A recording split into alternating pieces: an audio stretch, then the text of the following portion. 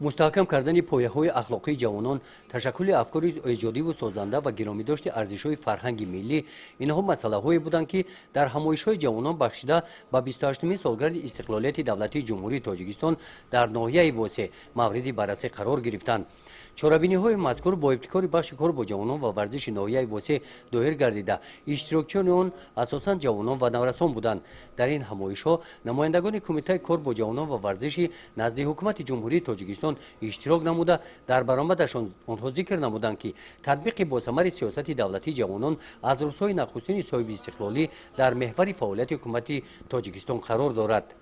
қайд карда шуд, ки аксарияти аҳолии Тоҷикистонро ҷавонон ташкил медиҳанд, ки онҳо давомдиҳандаи кору фаъолияти насли калонсолон, нерӯи созанда ва иқтидори воқеии пешрафти ҷомеа, ояндаи миллат ва давлат мебошанд. ҳукумати Тоҷикистон ташаббусу пешниҳодҳои созандаи ҷавононро ҳамеша дастгирӣ намуда, барои амалӣ гардидани онҳо имконият фароҳам меорад.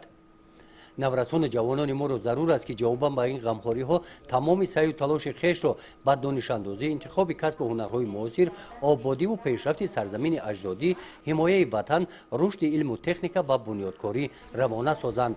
ҳамин гуна ҳамоиш дар деҳаи кадучии ҷамоати деҳотӣ ба номи Мирзоалӣ Вайсов доир гардид.